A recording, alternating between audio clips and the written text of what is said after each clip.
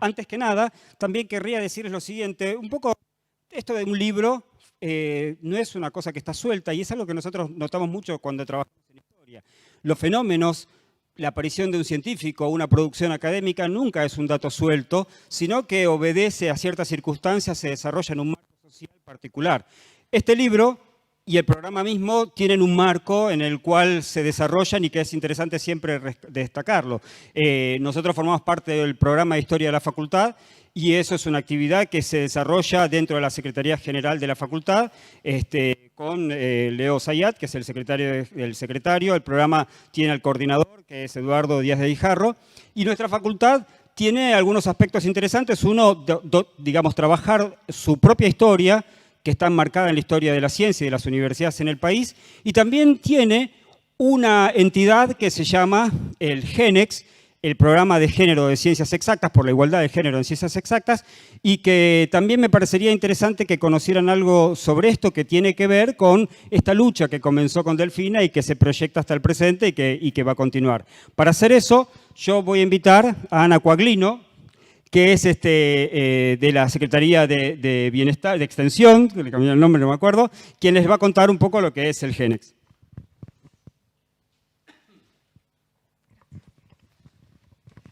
Bueno, buenas a todos, bienvenidos a los que están acá presentes y que pudieron acercarse, a los que nos están siguiendo por streaming a través del canal oficial que tiene la facultad en YouTube.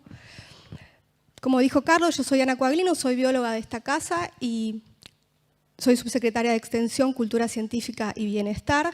Y desde el año pasado, a mediados del año pasado, la facultad, por resolución del Consejo Directivo, crea el programa por la igualdad de género que tenemos. El gran objetivo que tiene este programa es hacer que la perspectiva de género, y ahora vamos a ver un poco qué es eso, atraviese todas las que son las prácticas y políticas institucionales. Y eso es un gran desafío. ¿Qué es la perspectiva de género? A grandes rasgos, y como no me quiero confundir y que quede el concepto bien claro, tengo mis apuntes. Es una categoría de análisis que estudia las construcciones sociales y culturales acerca de lo que uno podría decir que es propio de varones y mujeres, de lo que es propio o lo que es femenino y masculino. Esa perspectiva de género trata también de examinar el impacto que tiene el género en las oportunidades de las personas, cuáles son los roles sociales que podemos tener, cómo interactuamos con los otros según la sociedad, cómo nos ubique en ese género. Y por último, lo que me parece más importante remarcar es que tiene el objetivo de desnaturalizar, ¿sí?, ese carácter jerárquico, y eso es muy importante que lo recuerden, la jerarquía que le atribuimos a un género sobre otro. ¿Cuáles son los modelos de varones y mujeres? ¿Cuáles son las formas en las que nos relacionamos, varones y mujeres, y todos los que estén en el medio de eso? Y específicamente, y lo más importante que me parece es, bueno, ¿qué podemos hacer según lo que la sociedad nos ubica, en qué rol, ¿no? ¿Qué nos está permitido hacer? ¿Qué nos está permitido aspirar? Y bueno, eso es básicamente la descripción. Seguramente si hay algo que me falte, Dora acá me va a poder ayudar para cuando ella le toque hablar. ¿Cómo el programa pretende de alguna manera hacer esto institucional, ¿no? Hacer que la perspectiva de género atraviese cómo nosotros nos relacionamos y trabajamos acá en la facultad? Tiene tres patas principales. Una de ellas es trabajar la concientización y la sensibilización de todos acá en la comunidad para ver de qué manera nos podemos estar equivocando, seguramente sin quererlo, y estar generando desigualdades y diferencias en relación a las diferencias de géneros y de orientación sexual y de lo que ustedes se puedan ubicar en eso, ¿no? La segunda, ¿cuál es la idea de sensibilizarnos? Bueno, verlas, ¿sí? Es importante aprender a ver cómo nos estamos equivocando para poder corregirlo, ¿sí?, y desnaturalizarlo. La segunda pata es tratar de relacionarnos dentro de la comunidad nuestra de exactas y hacia afuera, ¿sí?, hacia afuera con la gente que está especializada en la temática. Hacia adentro nos relacionamos con los departamentos, designan un representante en una comisión que nosotros tenemos desde el programa, el gremio no docente tiene su representante, el claustro estudiantil también, el centro de estudiantes.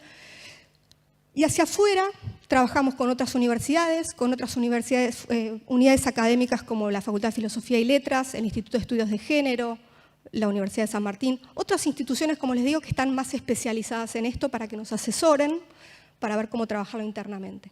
Y la tercera pata que tenemos es recibir consultas y denuncias en relación a problemas de discriminación y violencia que puedan suceder dentro de nuestra comunidad. Esa es la manera que el programa está trabajando en este momento. Quería remarcar que en otros países que están considerados mucho más igualitarios que el nuestro, la perspectiva de género en la institución es un estándar de calidad, ¿sí? O sea, me parece que nosotros podemos empezar a pensar en eso desde ese lugar.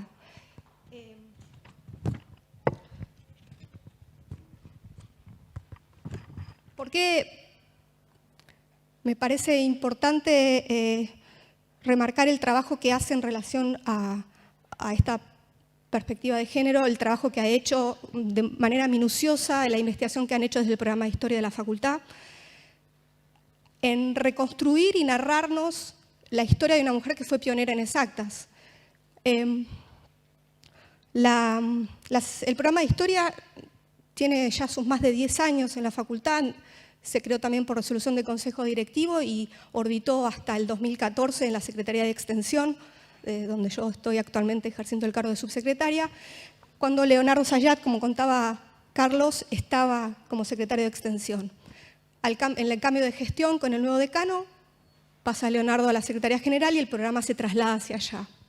Y un poco recopilando cuáles fueron aquellas consideraciones que la facultad hizo para crear este programa, una de ellas era, bueno, no había hasta el momento demasiadas investigaciones acerca de la historia de la facultad.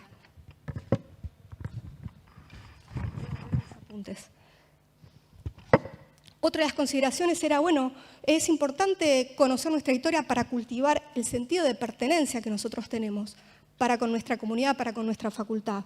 ¿Qué hace eso? Nos permite fortalecer el compromiso y la responsabilidad que tenemos para con nuestro quehacer académico y político dentro de la facultad. Y por último, para el último punto que yo pensé destacar,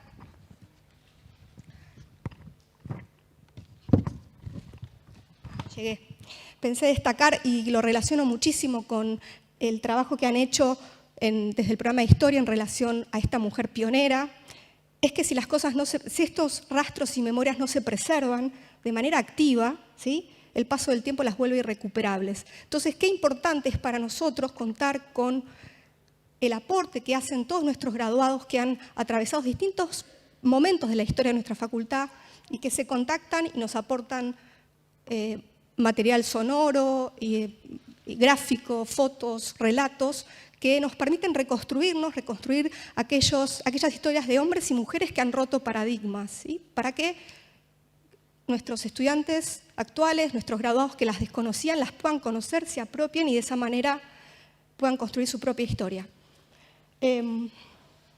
Bueno, les agradezco mucho el espacio para poder presentar el programa.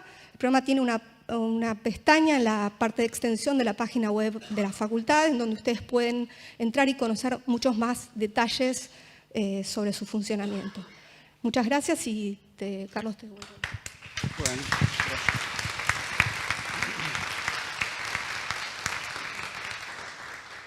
antes de dar paso a nuestros panelistas, y que es el motivo central de tal vez lo que ustedes están esperando, también me gustaría hacer alguna referencia más sobre esta cuestión del marco en el cual se desarrollan estas cosas, en el cual aparece este libro, ¿no? Y es que este libro no es una expresión única del programa de Historia, sino que hay una colección que yo ya perdí la cuenta si son 6 títulos o 5, no me acuerdo si este es el 5º o 6º título, y esos son todos títulos editados por nuestra editorial, por la editorial de la Universidad de Buenos Aires, por Eudeva. Y también quería agradecerle al presidente de Eudeva, que está presente aquí, Gonzalo Álvarez, y bueno, me parece que todas estas cosas pintan un poco este puente que vamos permanentemente tendiendo entre la historia y el presente, y donde la valoración de lo institucional y de esta expresión del quehacer de las facultades está muy presente. Bueno, voy a tomar asiento y le dejo a Betty Baña. Ok, yo en tren de ser breve les voy a contar un poquito cómo se gestó este libro. El primer conocimiento que yo tuve sobre Delfina Molina y Bedia fue en el año 2009, cuando se escribió un número de la Ménsula, que es el boletín del programa de historia, sobre las primeras mujeres de la facultad, las primeras químicas.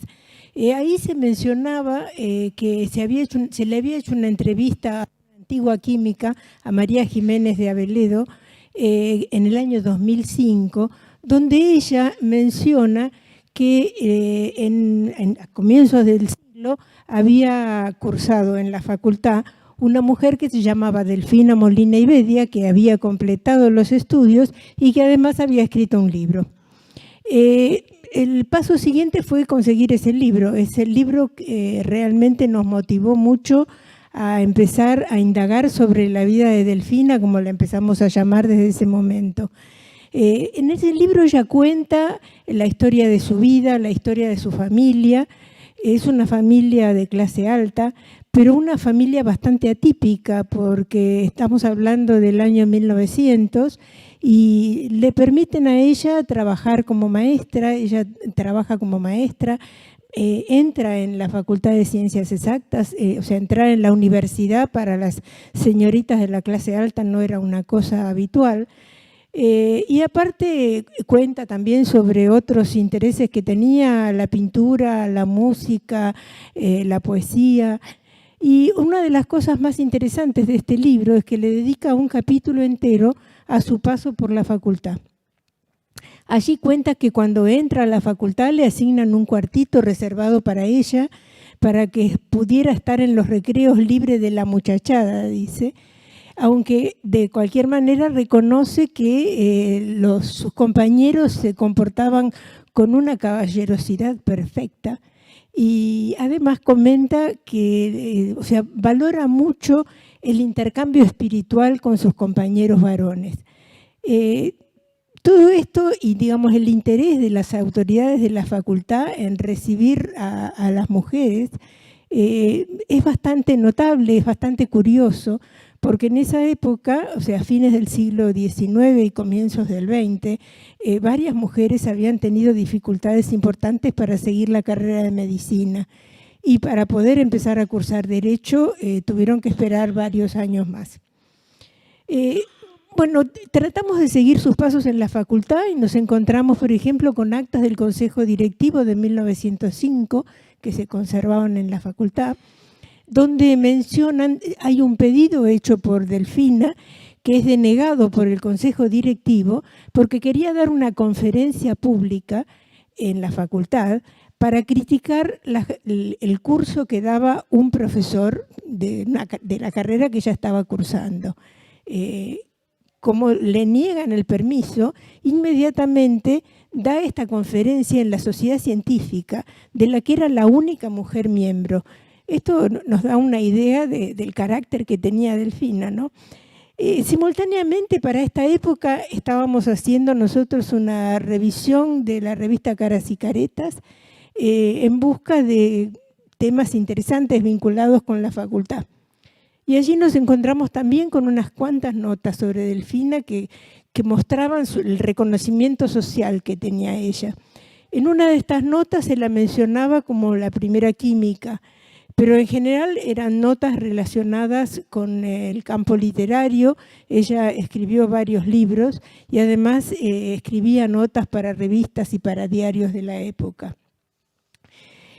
Por supuesto, inmediatamente pasamos a hacer la infaltable búsqueda por internet a ver qué encontrábamos. Y ahí encontramos cosas muy curiosas. Apareció mencionada en artículos académicos españoles. Eran artículos que trataban sobre la vida del escritor Miguel de Unamuno. Y allí se la mencionaba a ella por una profusa vinculación epistolar que tuvo con Unamuno, que duró casi 30 años y que le trajo algunos problemas familiares y sociales incluso. Hay un libro escrito sobre toda esta correspondencia que se llama Delfina, la enamorada de Unamuno, escrito por una española. Y curiosamente en la tapa del libro, la foto que aparece es la foto cuando ella estaba cursando el doctorado en química. Además, también esta vinculación con Unamuno se inicia porque ella en 1907 le escribe la primera carta pidiéndole información para escribir su trabajo de tesis, que finalmente al parecer no se concretó. Otro dato que encontramos sobre ella fue que en el campo de la lingüística, ella fundó la Sociedad Argentina de Estudios Lingüísticos y desde ahí se opuso a la posición de los filólogos que trabajaban en la Facultad de Filosofía y Letras, que eran españoles, y defendiendo ella contra, digamos, los medios universitarios de entonces, el uso del idioma español argentinizado, digamos. Lo curioso, era una feminista de punta a punta, la definía su nieto, y realmente todas estas luchas que llevaba a cabo enfrentando lo que se encontrara a su paso nos lo demuestran. Lo curioso de todo esto es que no figuraba Delfina entre las primeras universitarias egresadas. En ninguno de los trabajos académicos que consultábamos aparecía su nombre. Así que estuvimos buscando en los registros de la facultad y allí, a partir de lo que encontramos, que es su hoja con todas las notas de exámenes, suponemos que lo que sucedió es que ella no llegó a presentar su trabajo de tesis y por lo tanto no pudo obtener el título de doctora porque en ese momento se exigía el trabajo de tesis. Y por ese motivo en la UBA, en la universidad, no aparece como diplomada. Bueno, toda esta falta de reconocimiento nos convenció de que teníamos que escribir algo sobre ella y rescatar un poco su nombre. Además, estuvimos en contacto con sus familiares y nos facilitaron documentación, vivencias, fotografías, escritos inéditos sobre ella que nos motivaron también a continuar la escritura de esto. Una de las cosas que quería comentar es el origen del título, que puede resultar un poco curioso, esto de la química es para las mujeres. Y hace referencia a los comentarios de dos profesores de la facultad. Uno de ellos fue en 1900, que fue lo que la convenció a ella para entrar en esta carrera, porque ella iba a seguir filosofía y letras. El que hizo el comentario fue uno de los promotores de la creación de la carrera del doctorado en química, Atanasio Quiroga, que le dijo que la química era la carrera ideal para una mujer. Esto suena un poco raro, digamos, para uno, pensando en las posibilidades de desarrollo profesional prácticamente nulo en esa época. 25 años más tarde, donde la situación no había cambiado demasiado, otro profesor de la facultad, que fue además el primer doctor en química egresado, Enrique Herrero Duclú, le hacen una entrevista en Caras y Caretas y le preguntan qué tal resulta la mujer en el estudio de la química. Y él responde, inmejorable, es algo especialmente creado para ella. Muchas veces yo les digo a mis discípulos, bueno, aquí lo que se precisa es una mano de mujer. Estos comentarios quizás hayan sido premonitorios de la cantidad de mujeres que vinieron después a esta facultad. Y por eso no quisimos dejar de poner algo sobre sus seguidoras. El último capítulo del libro está dedicado a las que siguieron a Delfina aquí y que siguieron abriendo camino en la ciencia para que pudiéramos incorporarnos otras mujeres. Así que todas nosotras le debemos nuestro agradecimiento. Y antes de terminar, quiero agradecer especialmente a los familiares de Delfina, a Juan, Alejandro y especialmente a Florencia, que ha aceptado participar con nosotros en esta mesa, que además nos ha hecho este hermoso video que tenía música, pero que por razones técnicas no ha podido estar incluida. También quería agradecerle a Guillermo Toscano y García, que es del Instituto de Lingüística de la Facultad de Filosofía y Letras, que nos facilitó documentación sobre Delfina y nos contó sobre su participación en el campo de la lingüística. Y también al personal de la Biblioteca Central de la Facultad, que dirige Ana San Llorenti, y al personal de la Dirección de Alumnos y Graduados, encabezada por Guido Rodríguez Migueres, que nos han facilitado un montón de documentación que nos permitió escribir el libro, y también a todos los miembros del programa de historia, que fueron los que comenzaron a trabajar para que podamos conocer la historia de esta mujer. Nada más y muchas gracias.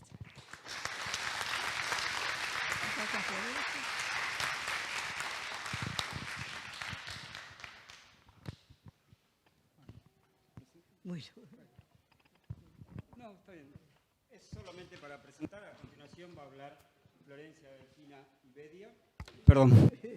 Bueno, muy bien. Delfina como si fuera un apellido y demás. Sí. Es una cosa extraña porque cuando uno habla de un científico hombre, siempre usamos el apellido, pero por alguna extraña razón, y no me pasa a mí por el hecho de ser hombre, sino que uno empieza a notar que cuando una mujer tiene nombre y apellido, por supuesto, se la empieza a llamar más por el nombre. Y Delfina para mí ya es Delfina, digamos, ¿no? Pero sabés que no te equivocás con eso, porque últimamente me está apareciendo el nombre Delfina de una manera insólita. Por ejemplo, suena el teléfono en casa hace unos días y me preguntan, ¿Delfina Molina Ibedia? Digo, no, acá no vive. Entonces pregunto quién es y me dicen, es del banco, no sé, un banco. Y después me estoy yendo a Europa, voy a Ezeiza y ¿qué veo? Esos cartelitos que tienen los nombres, Silvia, Juana, Delfina, que no es un nombre tan común, ¿no? Así que Delfina me está persiguiendo. Bueno, entonces creo que ya saben con quién van a hablar, a quién van a escuchar, a la nieta de Delfina Molina Ibedia, Florencia, y que es licenciada en Ciencia de la Comunicación, y bueno, y además puede transmitir esas vivencias personales de quien pasó su infancia junto a Delfina. Sí. Bueno, antes que nada quiero agradecer esta invitación a hablar sobre mi abuela Delfina, y bueno, voy a hablar desde el lugar de nieta. Y como tenía pensamientos tan confusos y mezclados, decidí escribir para sentirme más tranquila. Bueno, fue para mí una sorpresa enorme descubrir, a raíz de este libro, facetas que no conocía de mi abuela. Podría decir que me puse a estudiarla, a comprenderla. Una cosa es la admiración personal a mi abuelita Delfina, como le decíamos, admiración que siempre le tuve por sus múltiples capacidades. Pintaba, escribía, tocaba el piano, cantaba y todo lo hacía magistralmente y con una pasión que a mí como niña me cautivaba. Yo estaba por cumplir 12 años cuando ella murió y curiosamente no recuerdo absolutamente nada de esa situación. Vivíamos en la misma casa. Supe por mi hermano que a mí me llevaron de viaje a Mar del Plata, seguramente previendo el desenlace. Y cuando volví, mi abuela no estaba más. Nadie me dijo nada, ni yo pregunté. Una cosa, decía, es esta admiración familiar, y otra cosa es verla en perspectiva, como mujer de fines del siglo XIX y principios del XX. Mujer que abre caminos, una rebelde, que no se acomodó al deber ser de una dama de la aristocracia. Es interesante el contrapunto que plantean en este libro entre ella y Delfina Bunge. Las dos Delfinas, pertenecientes al mismo segmento social, las dos con ansias de conocimiento, de poder moverse con mayor libertad en un mundo dominado por los hombres. Mi abuela tuvo suerte, tal vez porque en nuestra familia aires libertarios estaban ya presentes y nadie obstaculizó sus deseos de independencia. Delfina, a pesar de haber sido la primera mujer que se inscribió en la carrera de química en la Universidad de Buenos Aires, era fundamentalmente una artista, con preocupaciones filosóficas y religiosas, atravesada por estados emocionales intensos y desestabilizantes. En su libro de memorias habla de sus angustias infantiles de soledad y desamparo. De alguna manera, su decisión casual, como ella misma refiere, de inscribirse en la Facultad de Química, fue como un cable a tierra. Cuenta en sus memorias sus comienzos en la facultad. Cito textualmente: experimenté de entrada un bienestar gratísimo. Sentí que el estudio me era tan indispensable como el beber sintiendo sed. Algo que requería mi espíritu, demasiado propenso a la fantasía o la imaginación y que allí recuperaba su equilibrio. Sus preocupaciones metafísicas fueron una constante en su vida. Más adelante, siempre en sus memorias, escribe: necesité años, muchos años, para acostumbrarme a la idea de que los conocimientos pueden desenvolverse sin penetrar en la esencia misma de las primeras causas, en la esencia misma de los agentes que provocan los fenómenos. Pienso que fue justamente por estas inquietudes que se planteó realizar como tesis final de la carrera un ensayo crítico del espíritu científico en las distintas épocas, convencida como estaba de la exagerada importancia que se le daba a los descubrimientos científicos. Es curioso y grato que sea justamente la comunidad científica la que la saque del olvido con la publicación de este libro. Vuelvo a agradecer vivamente el cuidadoso trabajo de investigación realizado por sus autores. En cuanto a sus otros intereses, que eran muchos, se puede mencionar en el terreno lingüístico la defensa por nuestro idioma. Fundó la Sociedad de Estudios Lingüísticos, que publicaba un boletín llamado Por Nuestro Idioma. Publicó el libro Cuestiones Lingüísticas de América, en cuyas conclusiones propone constituir una sociedad de las naciones americanas, así la llama, con el fin de arbitrar no solo cuestiones de límites u otras amenazas a la paz en el continente, sino también todo lo que atañe al intercambio espiritual y comercial. En sus últimos años estaba abocada a un estudio sobre la musicalidad de la prosa en el Quijote de Cervantes. Esta cuestión de la musicalidad y el ritmo es algo que siempre le interesó. Entre los textos inéditos, además de este estudio, del cual hay unos borradores escritos a máquina, hay un análisis sobre los protagonistas de la obra Teresa, de Miguel de Unamuno, y algunos capítulos de una novela inédita.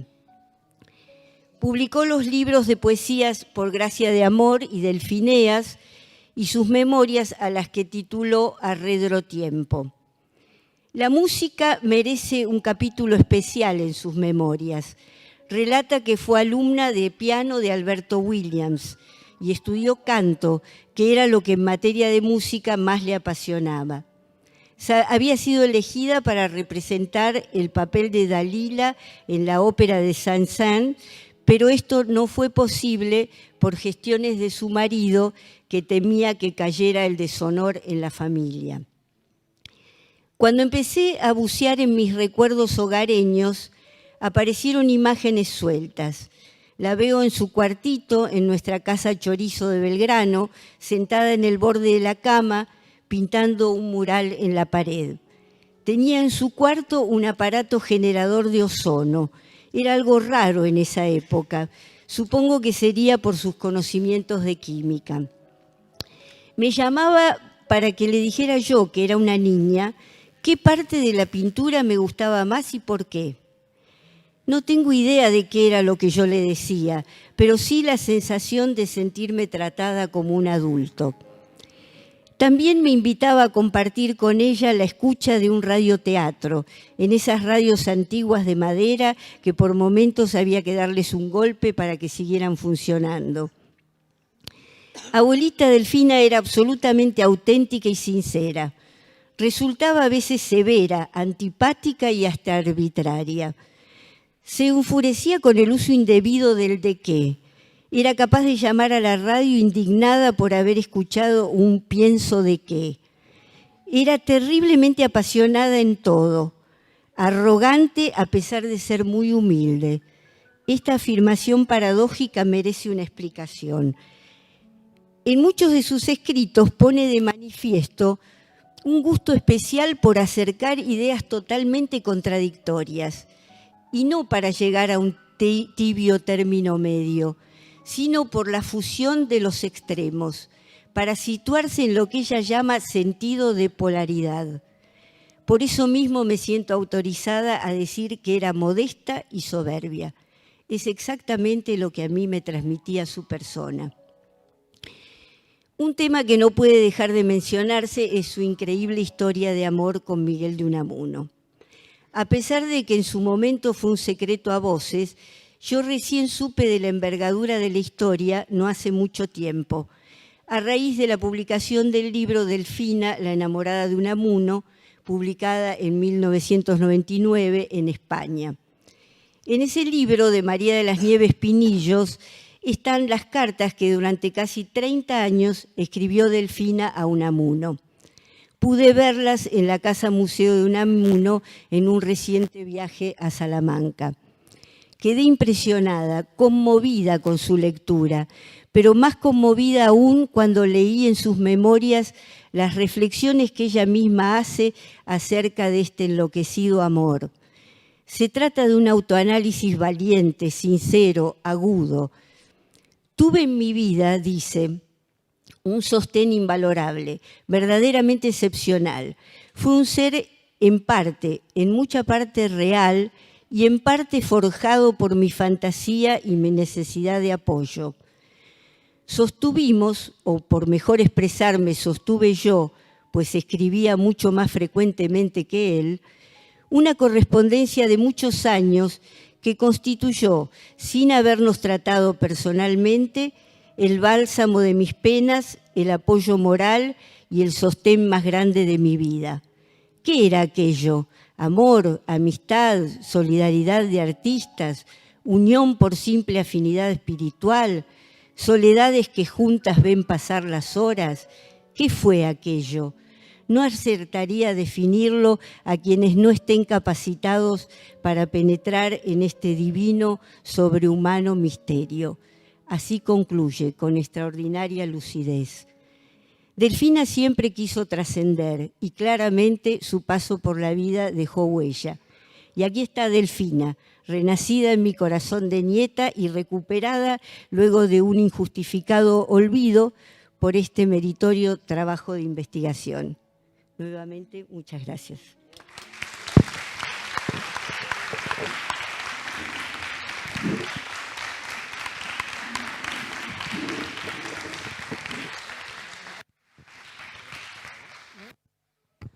Bueno, a continuación va a hablar Lucía Pedraza, que es estudiante de la licenciatura en matemática y además tiene el mérito de haber sido presidenta del Centro de Estudiantes y hoy en día es miembro del Consejo Directivo en representación de los estudiantes. Los dejo con Lucía. Bueno, en primer lugar agradecerles a Betty y a Carlos por la invitación para poder acercar algunos puntos de vista desde mi lugar de estudiante y también de mujer. Y en segundo lugar felicitarlos por el libro y en general por todo el trabajo que viene haciendo el programa de historia, que me parece que es muy valioso para poder entender la historia de nuestra facultad y que es muy útil para los que queremos también transformar la facultad y pensar la facultad en nuestros debates en el día a día.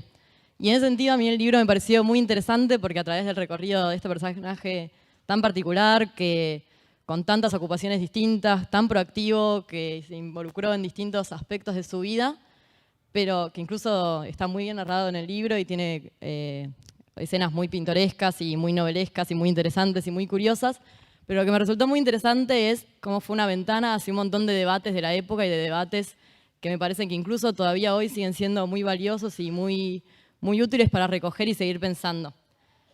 Hay varios, pero me gustaría pasar por algunos que en especial me llamaron la atención. En el primer lugar, esta es una ventana a entender el rol de la mujer a comienzos del siglo XX, en plena primera oleada, en la primera ola del feminismo, ver cómo en la alta sociedad de Argentina, una mujer empieza a plantear que esta salida del mundo del mundo del hogar, del mundo de solo ser como una madre, y esta generación de mujeres que empezaron a plantear que querían ir a la universidad, que querían ocupar la calle, que querían ocupar el espacio público, que querían dialogar con hombres, que querían ser parte de la intelectualidad. Y si bien ella ahí, su rol con el feminismo es extraño y en el libro aparece, me causó gracia esta frase que ella dice que detesta el aspecto político, socialista, igualitario y materialote del feminismo, yo creo que como dice Nieto y como incluso dice que en cierto sentido feminista, yo creo que claramente pertenece a esta generación de feministas que empezaron a plantear algunas críticas a la sociedad y empezaron a romper con eso e incluso abrieron el camino a que ahora seamos muchas las que ocupamos esos lugares, las que estamos en la universidad, las que ocupamos otro rol en la escena pública. Otro debate que también me parece muy interesante es cómo su vida también transcurre en los comienzos de la historia, todavía en la parte fundacional de la historia de Exactas, y cómo en ese momento hay un montón de debates abiertos en cuanto al rol de la facultad, en cuanto al acceso.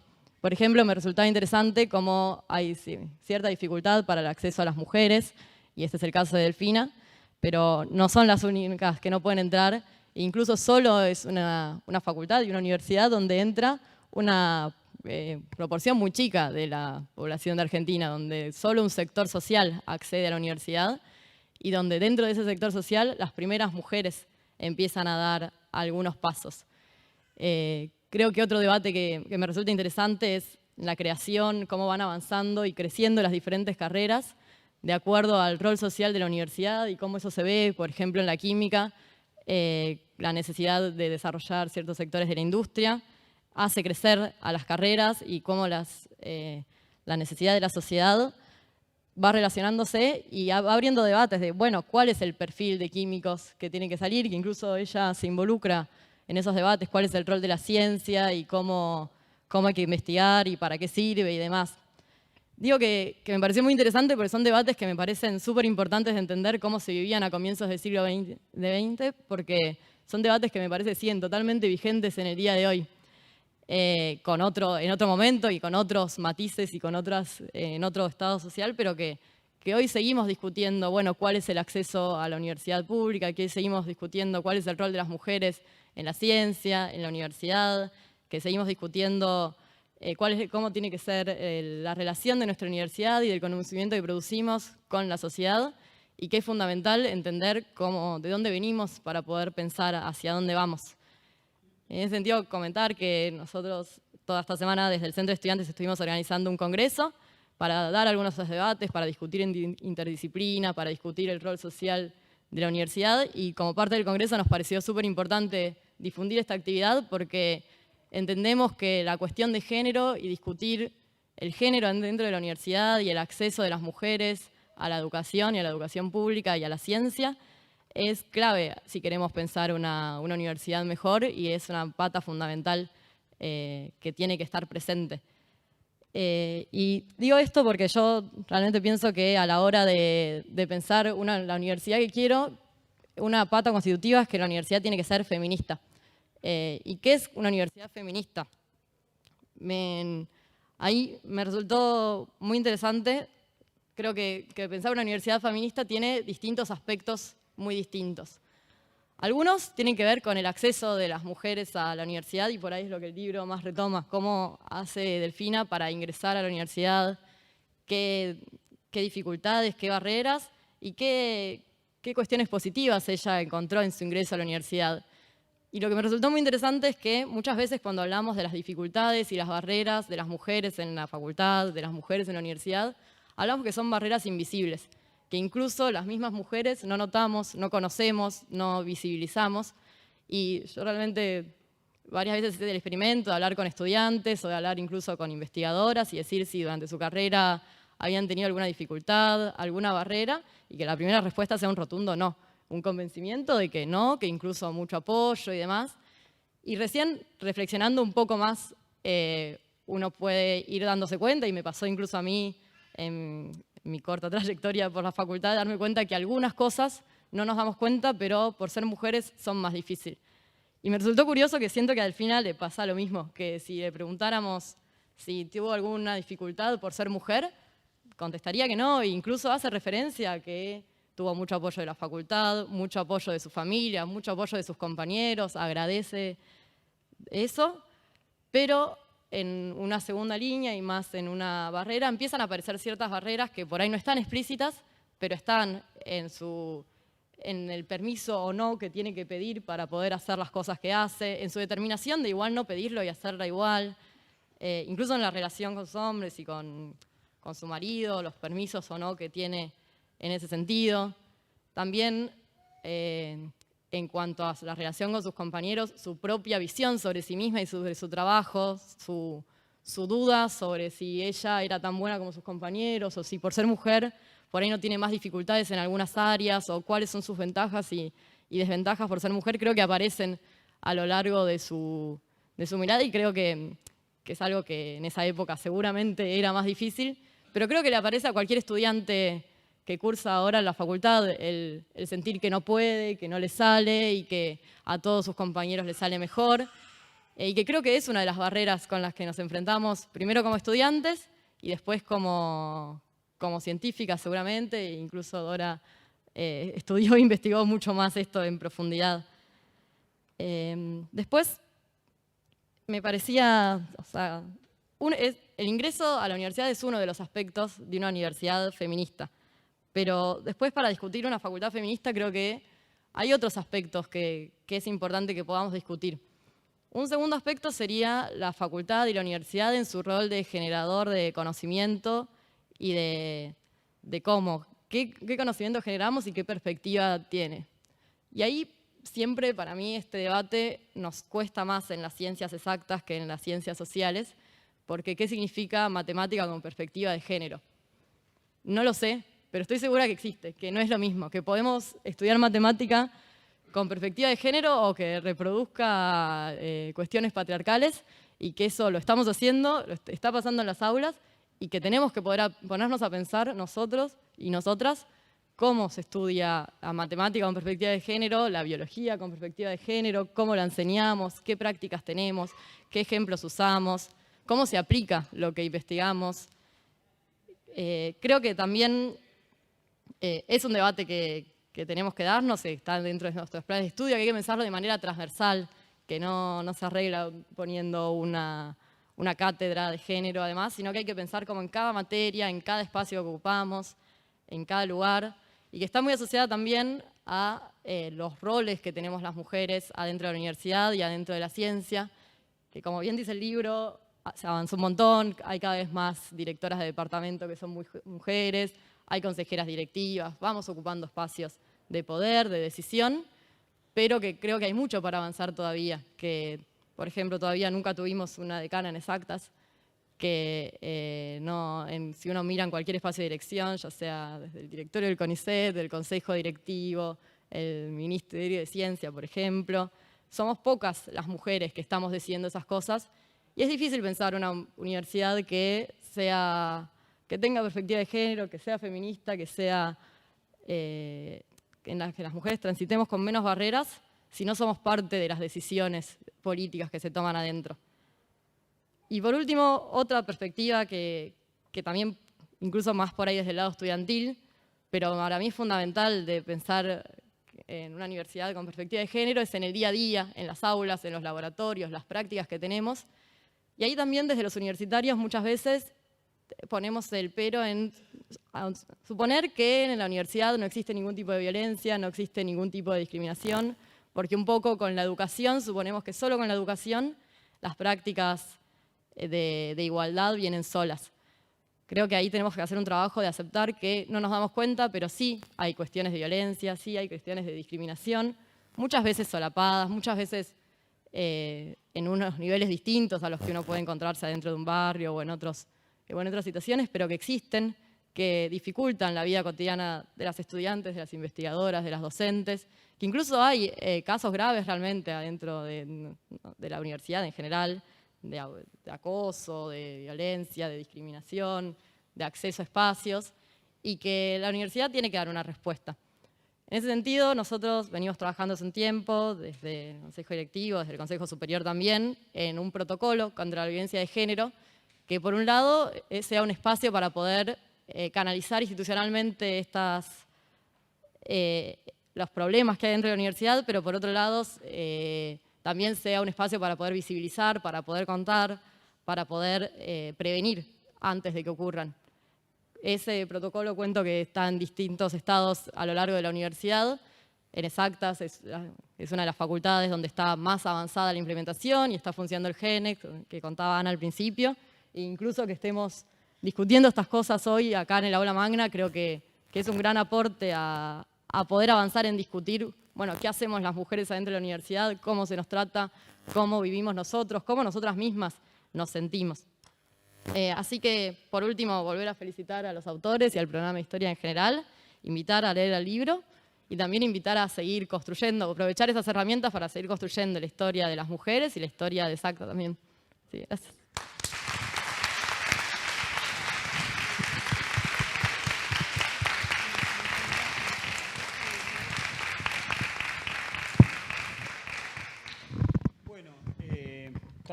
Tal vez vieron en la publicidad original que una de las panelistas era Silvina Ponce Dawson, que es una física, pero que no está presente y tuvo otro compromiso y no podía compartir con nosotros esta mesa, pero sí ella quería dejar su presencia y su opinión sobre el libro y también de la condición de la mujer en ciencia, y nos dejó un texto que vamos a leer. Para quienes no conocen, Silvina Ponce Dawson es profesora del Departamento de Física, es investigadora principal del CONICET, pero además de eso integra la Unión de Mujeres en Física, corríjame si me equivoco, que es parte de la Unión Internacional de Física Pura y Aplicada. Así que conjuga, digamos, esta cualidad de ser una científica y al mismo tiempo asumirse como mujer y luchar por los espacios dentro de su campo. El texto lo va a leer Betty. Bueno, acá entonces voy a leer exactamente lo que nos dice Silvina. Antes que nada quiero pedir disculpas por no poder estar en esta presentación. Mi ausencia se debe completamente a una confusión mía, ya que suponía que tenía esta fecha disponible, pero no era así. Me habría encantado estar. Carlos me pidió entonces algún comentario escrito sobre el libro, propuesta que acepté gustosa y acá va. Siguiendo con los prolegómenos, quiero aclararles que no me gusta demasiado leer libros de ensayos. Sin embargo, leí La química es para las mujeres con gran placer. Me resultó muy interesante la descripción tanto de las condiciones que rodearon la vida de Delfina y de su familia, como la del clima de época en la universidad y en la facultad a principios del siglo XX. Delfina Molina y Bedia, la primera doctora en química recibida en la Facultad de Exactas de la UBA, era miembro de una de las familias patricias de Buenos Aires, nieta de un general que había peleado con Mitre en la Guerra del Paraguay, hija de un empresario cuyo abuelo había sido fundador del Banco Nacional, ahijada de Emilio Mitre, sobrina del ingeniero Huergo, a la sazón decano en la Facultad de Ciencias en la época en que ella estudió. Recibía asiduamente a Bartolomé Mitre en su casa. Era parte de una familia acomodada. Pero en ese sentido no difería demasiado de quienes podían asistir a la universidad en la época en que ella lo hizo, entre 1901 y 1906. Esta segmentación de clase no debe sorprendernos. De acuerdo al libro Mitomanías de la Educación Argentina de Alejandro Grimson y Emilio Tenti Fanfani, aún en 1947 el 90% de los jóvenes no asistía a la secundaria. Es impresionante pensar en los cambios que se produjeron en la educación en Argentina desde principios del siglo XX. En la universidad, primero con la democratización, más tarde con la gratuidad y en años más recientes con la creación de nuevas universidades que buscan expandir el acceso a la educación superior. El contraste entre el clima de época que describe el libro sobre Delfina y la situación de Argentina en el siglo XXI nos muestra lo indispensable que resulta la educación pública y gratuita para alcanzar una sociedad más inclusiva. Lamentablemente estamos en una época de retroceso en este sentido que espero se pueda revertir pronto. Pero volvamos a Delfina. Hay varias cosas que me impactaron de su vida. La primera, que eligió su carrera un poco por casualidad. En ese sentido me sentí muy identificada, ya que yo elegí la mía sin tener idea de qué significaba en realidad. Delfina tenía un enorme interés por las artes y su deseo en 1900 era estudiar en la recientemente creada Facultad de Filosofía y Letras después de haberse recibido de maestra. Pero como la continuidad de esa facultad estaba en duda y de acuerdo a sus palabras, aparte de ilustración, buscaba trabajo e independencia económica, eligió la química por recomendación del profesor de la Facultad de Ciencias, Atanasio Quiroga. En su autobiografía cuenta que con las ciencias le pasaba lo mismo que con las artes, todas le gustaban. Si bien no tengo estadísticas que lo confirmen, creo que la multiplicidad de intereses es algo bastante común en las mujeres. Muchas veces lleva a aquellas que eligen la ciencia como su actividad principal a tener carreras no unidimensionales, lo que suele ir en detrimento del famoso impacto que tanto impacta sobre el avance y reconocimiento de quienes hacen ciencia. La valoración de variables múltiples es algo que los grupos de mujeres científicas pretendemos que se incorpore a la práctica y evaluación de la ciencia. Para ello buscamos también romper estereotipos, visibilizar a las mujeres, valorar caminos de carrera diversos. Pero claro, la evaluación unidimensional es más fácil. Y además es muy difícil revertir comportamientos que se basan en sesgos inconscientes que tenemos todos, independientemente del género. Esto se refleja, por ejemplo, en algunos de los comentarios escritos por la propia Delfina en su autobiografía, un capítulo de la cual se encuentra incluido en un apéndice del libro. Cito acá algunos ejemplos. Ahora dice Delfina: fui una alumna mediana, más bien floja que buena, salvo en algunas materias que me interesaban mucho. Pensé que el hombre era mejor que la mujer y más concretamente aún que ellos, mis compañeros, eran mejores que yo. ¿Por qué se tienen en menos?, me preguntaba extrañadísima ante ceguera tan rara. Son mejores que yo y no se dan cuenta, y hasta parecen creer a fuerza de candor que yo los aventajo. O sea, su percepción era la de que ella era una alumna floja y que los hombres la trataban como si ella fuera mejor que ellos, opinión con la que Delfina no acordaba. Pero ¿en realidad la trataban como si ella fuera mejor? Veamos este otro párrafo que denota un desprecio sutil, casi imperceptible, y que sin embargo ayuda a construir o reforzar la imagen de la propia inferioridad. Textual de Delfina ahora también. Estábamos en el laboratorio de análisis y tenía yo que determinar la constitución de un compuesto, para lo que, habiendo realizado las manipulaciones requeridas, hallábame sumida en mis cavilaciones frente a una ventana observando un tubo de ensayo, cuando se acercó un compañero y me dijo: oro no es, plata no es, adivinad si podés, aludiendo a la adivinanza que se resume en no es, y calculando que yo quería más adivinar que dar con los componentes. Los propios autores del libro, Beatriz y Carlos, dicen que Delfina nunca se sintió discriminada en la facultad. Eso mismo refieren muchísimas mujeres científicas. Yo tampoco nunca sentí discriminación en el trato y supuse que no la había hasta que comencé a recopilar estadísticas sobre las posiciones que ocupaban las mujeres físicas. En el CONICET de 1996, por ejemplo, mientras el 40% de los investigadores asistentes de la Comisión de Física eran mujeres, ese porcentaje se reducía al 9% en la categoría de investigadores principales.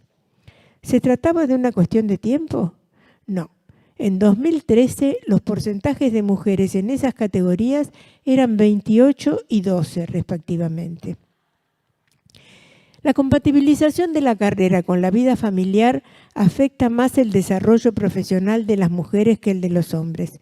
Sin embargo, ese factor no es el único que explica ese techo de cristal que impide que un gran número de mujeres alcance las posiciones más altas en la jerarquía académica o que los aportes de aquellas que sí alcanzan esas posiciones pasen desapercibidos.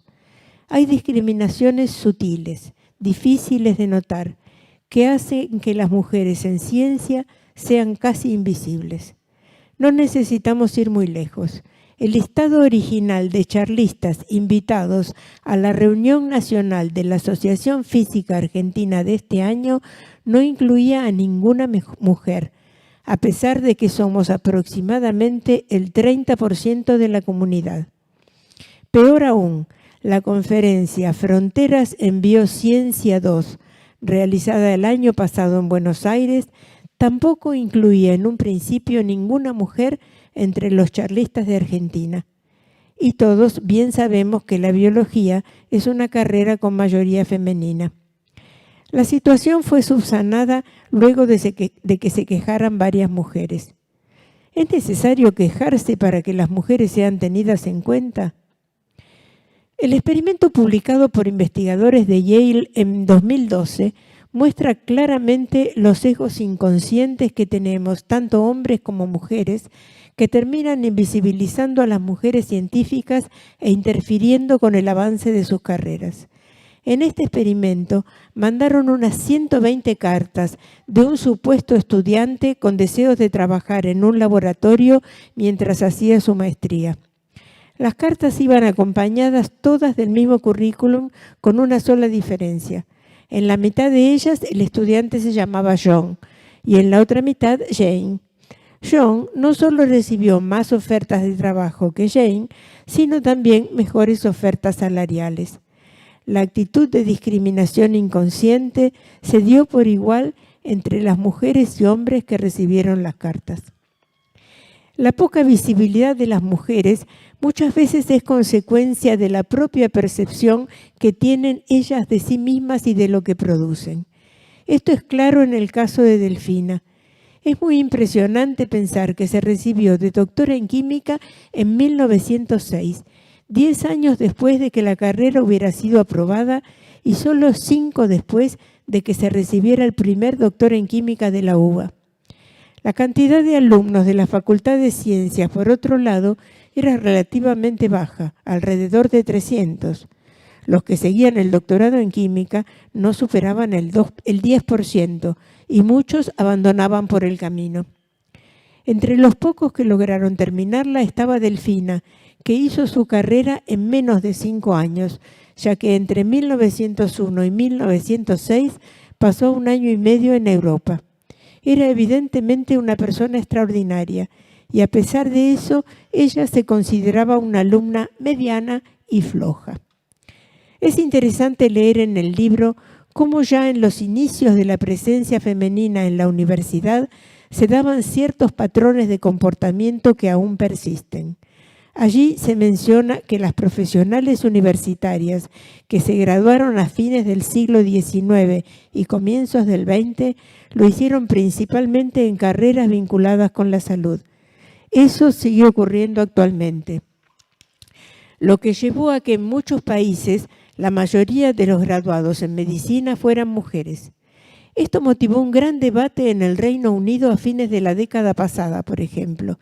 Se reflejó también en que en Canadá comenzaron a considerar otros aspectos, además de las notas, para la admisión a la carrera como modo de poder incluir más hombres. Otro de los patrones que aún se repite es el hecho de que la mayor participación de las mujeres en estas carreras no significa una mayor proporción de ellas en los cargos de mayor jerarquía. El libro cuenta que Cecilia Grierson, la primera médica, nunca llegó a tener una cátedra en la Facultad de Medicina y señalaba que al convertirse en rentado, el cargo de ayudante de histología que desempeñaba ad honorem le fue otorgado a un colega varón. La actividad profesional de Delfina también estuvo dedicada principalmente al prójimo, ya que trabajó como profesora secundaria. En 1906 recibió su título. Para obtener el diploma de doctor necesitaba escribir un trabajo de tesis que decidió encarar como un ensayo crítico del espíritu científico en las distintas épocas, tomando como base ideas de Miguel de Unamuno. Nunca lo llegó a presentar. En 1907 comenzó a trabajar como profesora en el Liceo Nacional de Señoritas creado ese mismo año. También en 1907 se casó con René Bastianini, con quien tuvo 3 hijos. Su marido era muy conservador y desaprobaba muchas de las múltiples actividades de Delfina. El libro cuenta una anécdota muy triste, según la cual Delfina había sido seleccionada para representar el papel de Dalila en la ópera de Camille Saint-Saëns.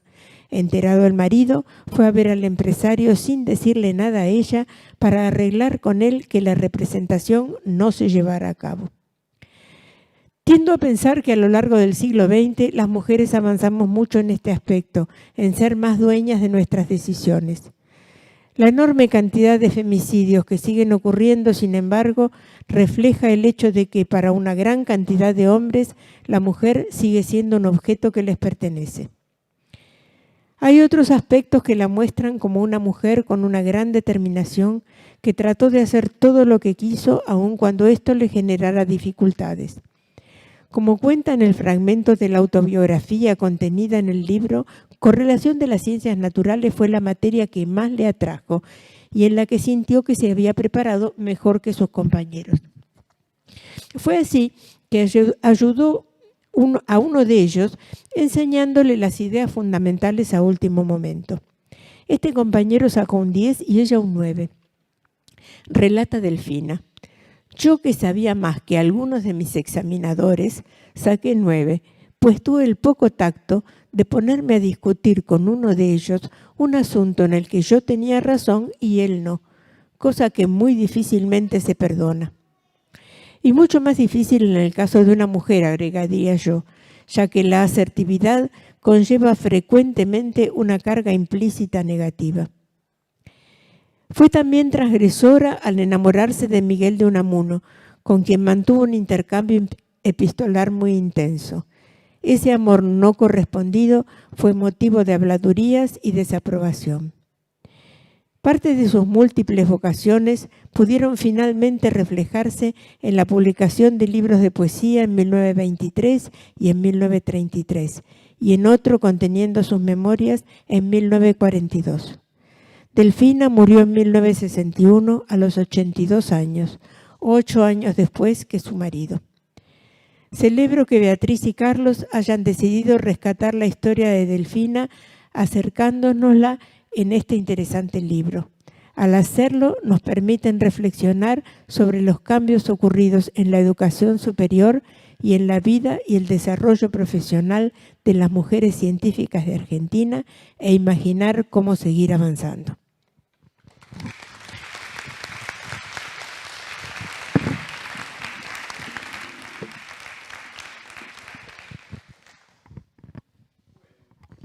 Bueno, ahora le vamos a dar la palabra a Dora Barrancos. Dora Barrancos es una autora imprescindible, insoslayable cuando uno quiere empezar a abordar, a acercarse a la literatura de género en América. Entre sus méritos y títulos académicos, es licenciada en Sociología y tiene una maestría en Educación y un doctorado en Historia por Unicamp. Y además es altamente recomendable conocer sus libros si es que a uno le preocupa el tema. Yo particularmente hay un par de libros de los cuales leímos con mucho interés y utilizándolo como modelo, o intentamos, no somos responsables de lo que hicimos, pero lo teníamos como referencia, que es son los libros, eran los libros de Dora Barrancos, pero los títulos son Mujeres en la Sociedad Argentina, una historia de 5 siglos, y el primer Congreso Feminista Internacional que es donde participó también una de las panelistas fue Delfina. Bueno, muchísimas gracias. Es muy intimidante estar en Exactas revolviendo los papeles de historia, ¿no? Muchísimas gracias a Beatriz y a Carlos por este acontecimiento de participar de este libro. Me ha encantado escuchar a Florencia, desde luego a Lucía, que es toda más que una promesa de renovación, casi impensable cuando una cruzó la Universidad de Buenos Aires. De estos temas, ceguera absoluta, inclusive con complicidad de los sujetos, porque en aquel momento teníamos tantas reivindicaciones menos las internas. Y este descubrimiento en gente tan grande como yo fue tardío. De modo que agradecer también a la anomalía de esta facultad, en donde hay historia y género. He ahí dos cruces completamente anómalas para los estándares, digamos, corrientes de nuestras casas de estudio. Así que celebrar esta doble circulación, la de la historia y la perspectiva generizada que se ha impreso y que ha permitido claramente a Beatriz y a Carlos emprender esta investigación. Y voy a decir que estuve completamente sorprendida de encontrarme con una Delfina a la que yo creía que era obviamente gente de las letras, que era gente del arte, que se trataba de no tenía para nada claro que tenía detrás de sí nada menos que haber sido pionera en la química en lo que era esta facultad. Notable, como ustedes comprenderán, notable conmoción, porque cuando hemos hecho la historia de las mujeres, y hay mucha, digamos, colega hoy día con muchas más audacias que las que uno ha tenido en torno de recuperar la historia, esa historia opaca, esa historia que no se había hecho, una historia sin embargo real. Me sorprendió muchísimo la cuestión de esta química que había quedado absolutamente negligenciada. Y la verdad es que, claro, ahí hay una cuestión, el hecho de no haber podido doctorarse, tal vez fue uno de los problemas, pero no creo que haya sido el único. Creo que se trata de, me parece, todavía una negligencia de quienes hacemos historia de las mujeres.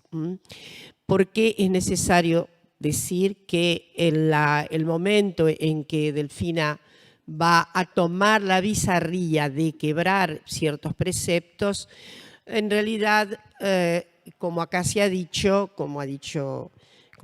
claramente, la oportunidad para las mujeres no podían ir a las universidades. Durante el 19, muy lentamente se va a abrir. Es notable porque es un siglo, no voy a demorarme, es un siglo de gran encerrona, ¿no? De gran vuelta de tuerca, porque ahí es sinergial el orden capitalista y el orden burgués, que son dos combustibles que efectivamente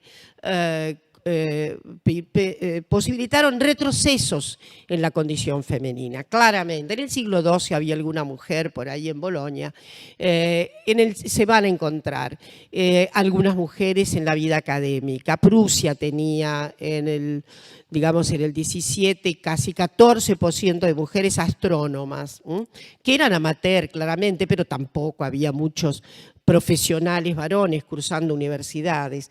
Pero esto se va a extinguir notablemente. Hay un cambio epocal que ha sido muy estudiado, muy analizado respecto de la vuelta de tuerca patriarcal, que se refleja además en el propio orden jurídico, en la inferioridad jurídica que sufren las mujeres. Los estados modernos son patriarcales. Lo primero que van a hacer los estados-nación emergentes es ocuparse de nada menos que del Código Civil, de la relación íncita de personas, y vienen después los códigos penales. Y obviamente, quiero decir, las primeras feministas se ocuparon muchísimo de marcar esa inferioridad jurídica, mucho más, por ejemplo, porque la cuestión de violencia es muy reciente también en lo que es la agenda feminista. Pero quiero decir que Delfina justamente cruza esa frontera en donde por primera vez se está habilitando a las mujeres. Oxford y Cambridge desde 1860 en adelante, con grandes dificultades. Londres había sido ya muy pionera en la recepción de mujeres por varias razones. Pero en el mundo entero la primera oportunidad había sido medicina por razones obvias de género. Curar, amparar, proteger eran típicas del género. Es cierto, las humanidades hasta ahí nomás, porque filosofía no era propia del género. Y entonces lo notable es que, ¿por qué química? Bueno, medicina, química, ahí hay una frontera que puede ser un poco transitada, mucho más que derecho. Derecho era de una misoginia constitutiva absoluta. Había a lo mejor 1, 2, 3, no recuerdo cuántas son, hasta 1912, 13. De modo que no puede sorprender que tuviéramos una leva de mujeres en química y que no tuviéramos en derecho. Porque derecho, obviamente, es orden jurídico, es estructura, es vertebración del Estado y, por lo tanto, ahí es donde la exclusión es fortísima.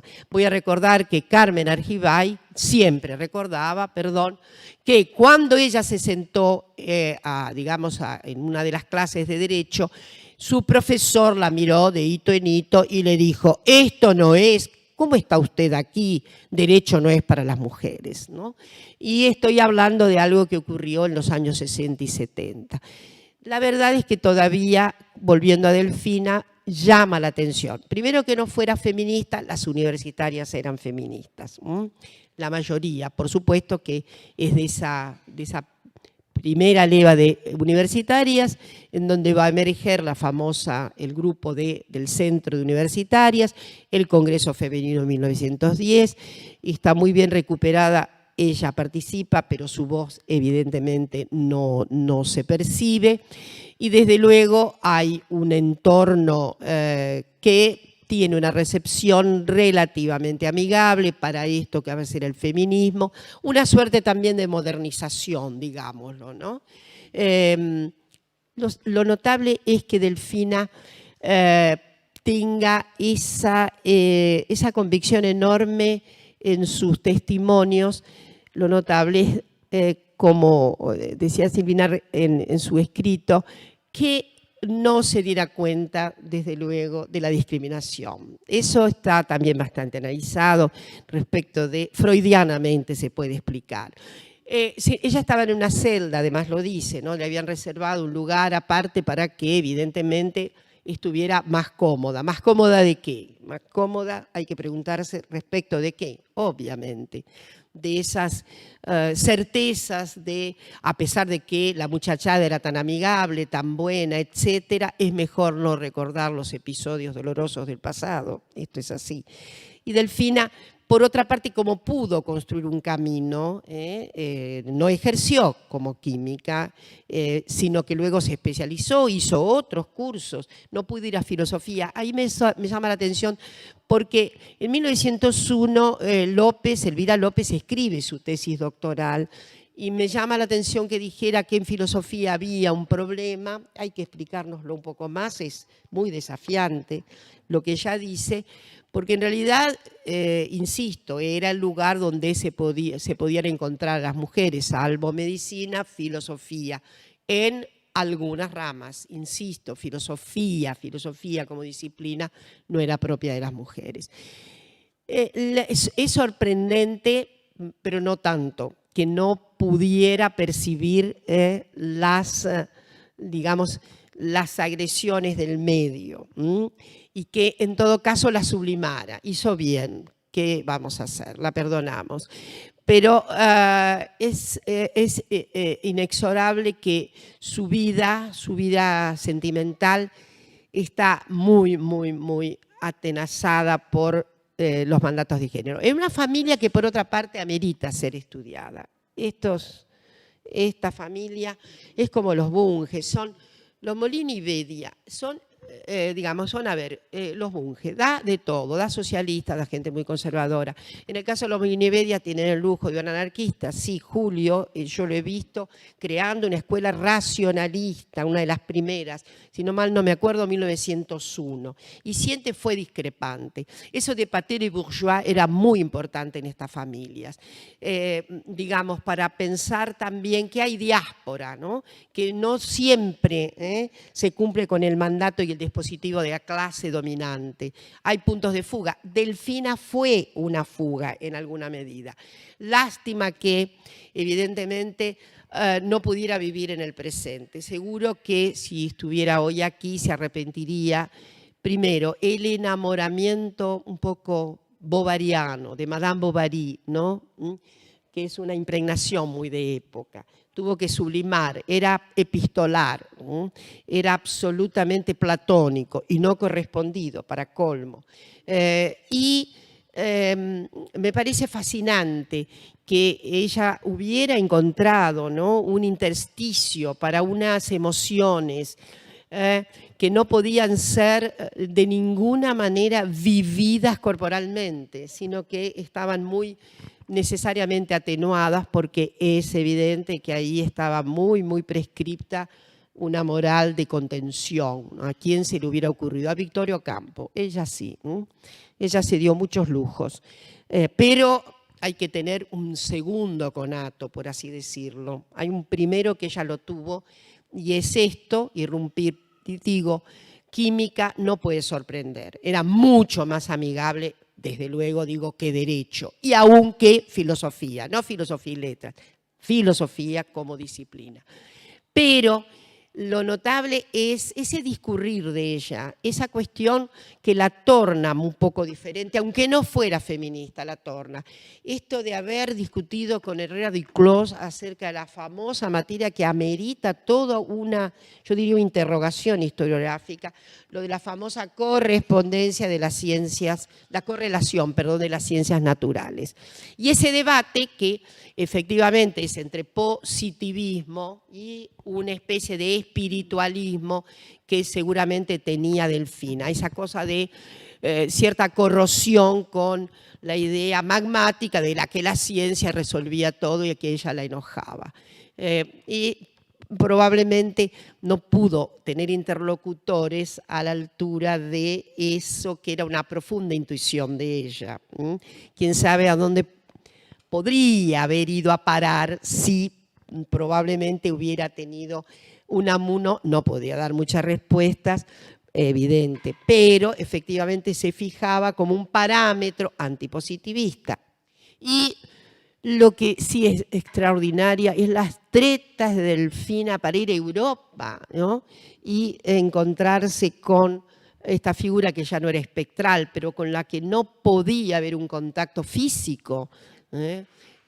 Por eso digo que un cierto bovarismo de Delfina se nos presenta como un inexorable, aunque bien, me parece que el problema no es Madame Bovary, es su marido, don Carlos, que es un flor de idiota, pero digámoslo con todas las letras, el problema no es Bovary. Bovary hace lo que puede, se imaginan el contexto de Madame Bovary.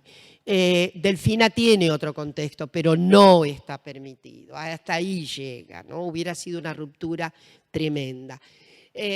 También es notable que no tuviera la cuestión apergaminada en el sentido de la corrección de los estilos de vestimenta y tal exigidos en la época para las niñas decentes, ¿no?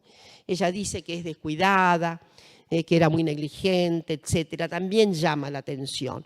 En fin, da, quién sabe, para que incursionemos en varias y varias conjeturas. Bueno, yo quiero decirles que no hizo mal en no ser feminista, no fue la única. Además, hay muchas fórmulas de no ser feministas que terminan en ser feministas. Hay mucho contrafeminismo que termina en ser empinadamente feminista, porque lo importante es ese reto, ¿no?, el desafío de subjetividades que se animan a irrumpir en lo que parece ser que tiene una cristalización inexorable. Y me parece que eso es lo que ella fue, ¿no? Quebró muchos cristales. No se animó, a lo mejor, a el gran salto de finalmente hacer lo que el deseo quería. Pero se las ingenió. Esos viajes son increíbles, ¿no? Las tretas del viaje son en sí mismo toda una novela. No sé, me gustaría decir que es tremenda la violencia que ejerce el marido sobre ella. Terrible, ¿no?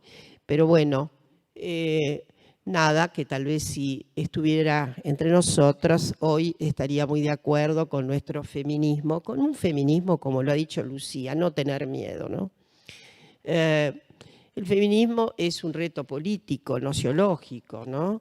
No hay que tener ningún miedo. A menudo, sí, yo creo que la conjetura por la cual muchas científicas, no, aún en los días que corren, ¿no?, como lo ha dicho Lucía, no quieren acordarse de los momentos dolorosos, de discriminación, eso de el darse cuenta de que hay en el laboratorio, los muchachos dicen, bueno, vos toma nota. Nosotros te vamos cantando, vos toma nota, que es muy típica, ¿no?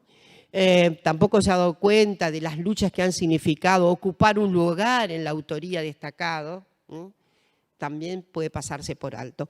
¿Por qué? Bueno, yo creo que porque hay un mandato de la objetividad de la ciencia que implica exonerar cualquier fórmula que suene a partidización. Si alguien dice, soy discriminada, es una fórmula política. ¿Está claro lo que quiero decir? No es una formulación personal, es política. Y esto no puede contaminar a la ciencia. Entonces, es posible pensar que muchas mujeres exoneran, suprimen cualquier idea de que fueron discriminadas porque eso sería un contaminante de la sagrada objetividad de la ciencia. Me parece que de esto hay que darse cuenta. Primero, la ciencia es objetiva hasta donde puede. Y luego viene lo otro. Primero, que hay un discurrir de la ciencia con un medio, cuando se dice por ahí de manera tan liviana que los científicos hacen lo que quieren. Lo hacen en términos, ¿no? Lo hacen en términos de pulsiones de mercado, de oportunidades. ¿Por qué se ha puesto de moda determinados tópicos, determinadas cuestiones? En fin, tienen bastante que ver con fórmulas extra científicas, digámoslo. Es cierto, la ciencia se preserva, tiene algo que podríamos decir algo, no sé, provisoriamente de una cierta inmanencia, pero sabemos que hay inexorables vínculos con el afuera. Bueno, hay que darse cuenta de que hay contextos de significación de géneros que han hecho hay un forceps, sobre todo en el siglo XIX, marcante. La ciencia era patriarcal, absolutamente. Y, en fin, creo que los caminos de hoy son muy diferentes, que estamos cuestionando esas fórmulas, que nos hemos dado cuenta de que la objetividad es una objetivación a veces de los sujetos, que hay reglas muy, digamos, muy históricas que hay que torcer, que solo se pueden torcer con una conciencia, una revelación interna. Sobre todo me parece hoy que hay, como Lucía lo ha marcado, un cambio notable que va a tener consecuencias y que habrá un registro muy, muy diferente, no de la ciencia. A ver, quiero decir algo más. No es que las mujeres le aportan a la ciencia emoción. Esto es un problema conceptual grave.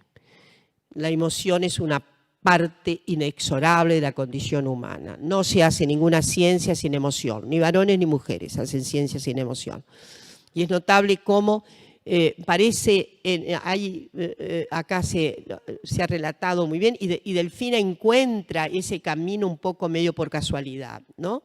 Y después hay algo ahí que emerge como yo diría, como una suerte de apuesta, y esa apuesta está llena de emociones. Es cierto, ella no se consagró a la profesionalidad, pero antes de terminar quiero decir que en algo era muy feminista. Era en algo, por supuesto que no había aparecido los escritos de Virginia Woolf, ¿no? Pero que ella examina también desde una perspectiva que no es exactamente, es una de las producciones más notables, la de Virginia Woolf, a inicios del siglo, ¿no? Digamos, bueno, hasta los 20 y tantos, 30 y tantos, con sus dos textos monumentales, Un cuarto propio y Tres guineas, que todo el mundo debe leer porque son registros de crítica cultural extraordinarias. No los hizo el nombre del feminismo, pero fueron las dos construcciones principales, digamos, que anticiparon la crítica al patriarcado. Ella misma tenía mucha dificultad digamos, había estado cerca del feminismo, pero no era de las huestes, digamos, de paladar rojo dentro, o paladar violeta hoy día. Sino que, así que eso no debe preocupar. Sin embargo, su examen tiene muchísimo que ver con un cierto mandato que tuvo Delfina, más allá de las condiciones que tenía su familia. Y era, yo quería ganarme la vida, tener una profesionalidad. Bueno, no más que por eso hay ahí una cuestión que revisamos profundamente, ¿no? Hoy, la idea de la profesionalidad, la idea de que hay que efectivamente tener oportunidades iguales para varones y mujeres es elemental. Desde luego es un mandato constitucional, pero las ciencias efectivamente a veces no están muy dispuestas a eso, a reconocerlo. Con todo, como soy una optimista y redenta, digo, ha habido cambios notables. Y cerrar diciendo que, bueno, estoy segura que Delfina nos está sonriendo en algún lugar y tal vez guiñe con mucha simpatía a estos feminismos de muchas y muchas, yo diría, capacidades de ser diferentes. Los feminismos no hay más un punto, no mejor un punto, más que nada una superficie de reservado a cómo ser feminista. No lo hay más. Eso ha estallado profundamente. No hay más feminismo de capilla. Hay feminismo de muchos colores que ha adoptado puntos de vista de enorme diversidad, sí, acertándole algunos principios. De modo que estoy segura de que en esa bizarría, en esos, digamos, desafíos que Delfina pudo hacer a su época, más allá del límite, están muy impregnados de las condiciones de posibilidad que hoy tienen las mujeres. De decir su palabra, quebrarse fuertemente por eso y enunciar en primera persona toda vez que suene discriminación y violencia de trato. El patriarcado goza de muy buena salud, pero contamos con que los varones, sobre todo porque tienen un derecho a sacarse el patriarcado de encima. El patriarcado los ha obligado a cada cuestión lamentable, ¿no? A obturar sus oportunidades de declamar públicamente emociones, por ejemplo, o a decir que están enamorados de la ciencia, a veces se dice, pero bueno, en fin. De modo que el patriarcado, la verdad, es una férula que no es digna de una sociedad digna de ser vivida. Bueno, festejamos este texto, festejamos a esta casa por estas anomalías notables y auguramos que el ciclo de las anomalías siga y sea muy eficaz, que tenga mucho efecto demostrativo sobre el resto de nuestras facultades, en fin, porque lo que necesitamos es que lo viejo realmente no perdure, que haya toda clase de renovaciones y estas perspectivas son completamente retos para esa renovación, ¿no? Si hay un reto hoy es el de ver con perspectiva generalizada lo que nos ocurre, pero no para inaugurar el ciclo de que las mujeres somos mejores de ninguna manera. No queremos, digamos, contraponer lo que se decía en el siglo XIX acerca de la limitada inteligencia, de la mera emocionalidad femenina, etcétera, etcétera, y reponerlo con la idea contraria. No podemos hacer ninguna hagiografía. Simplemente las mujeres tienen los mismos derechos humanos que el resto de los humanos y tienen derecho a ser bien reconocidas por sus labores científicas. Así que bueno, desearle este libro, lecturas bien sintomales que nos hagan pensar en cómo no reproducir más ciertas etapas del pasado. Y bueno, y que viva Delfina y la anomalía de su propia familia. Bueno, muchas gracias.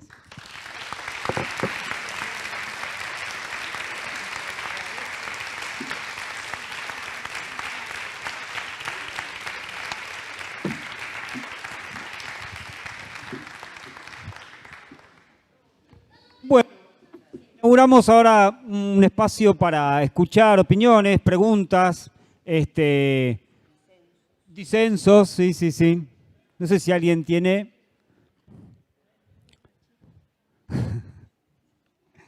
Si no, voy a hablar yo.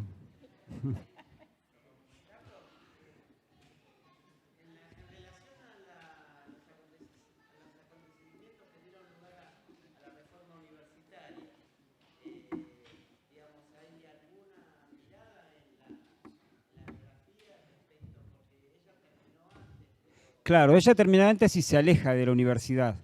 Y es bueno, creo que cada uno, a mí me parecía maravilloso escucharlos porque había esas coincidencias, muchas entre Silvina y Lucía, las cosas que tomaba Dora, las imágenes de Florencia, y no hay duda que era una persona contradictoria, una persona que daba un paso decidido en una dirección y luego parecía frenarse, digamos, y hasta cambiaba de rumbo, ¿no?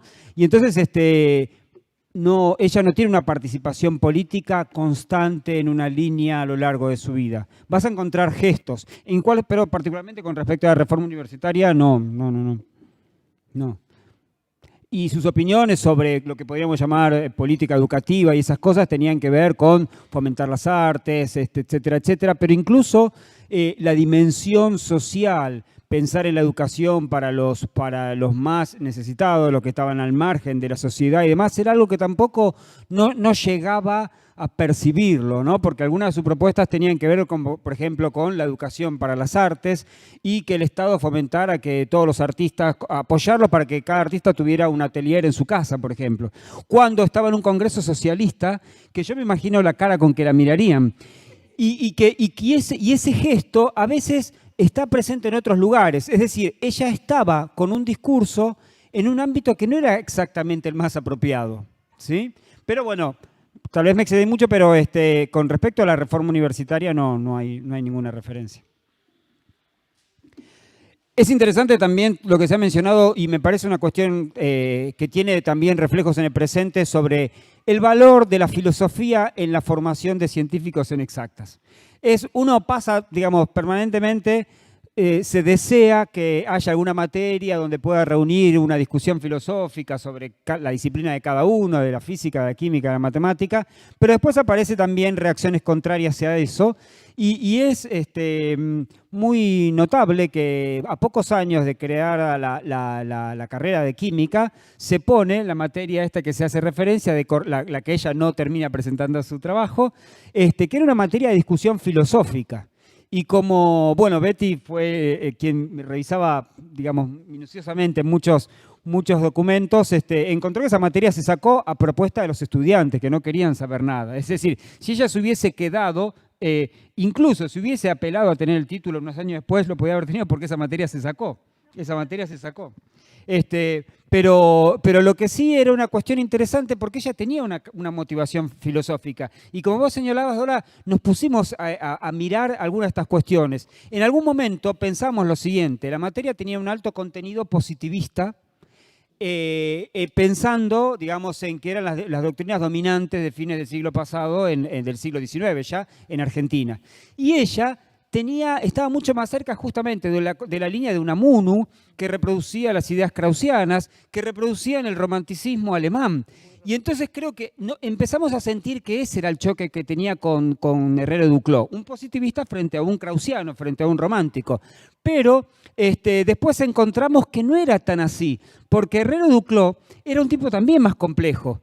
Encontró Betty, debo decir, que tenía que ver con el espiritualismo, y que estaba en algunas organizaciones espiritistas. Tal vez lo hacía buscando una mirada positivista para explicar eso, pero ese es un tema muy interesante. La materia esa dura poco tiempo, pero Herrero Duclos escribió muchos textos también interesantes, sacarlos del polvo y revivirlos, ver qué querían decir, tratar de leerlos en el contexto de la filosofía y del pensamiento científico de fines del siglo XIX, cuánto tenía de positivismo, cuánto tenía de espiritualismo, ¿no?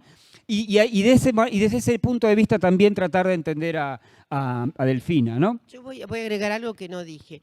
Y a mí lo que me sorprende es inclusive su amistad con Horacio Damianovich, que era conocidamente un socialista y que además daba muchas conferencias, etcétera. Yo alguna vez me he ocupado de él. Algo increíble, porque al mismo tiempo el socialismo yo creo que tenía una adhesión al desiderato científico notable, ¿no? Era digamos, un credo en la cuestión científica, y Damianovich lo era. Pero él, digamos, clases que dio hasta en los años 20, seguía pensando en la generación espontánea, lo que es increíble. Generación espontánea. Él tenía, a veces daba conferencias y además,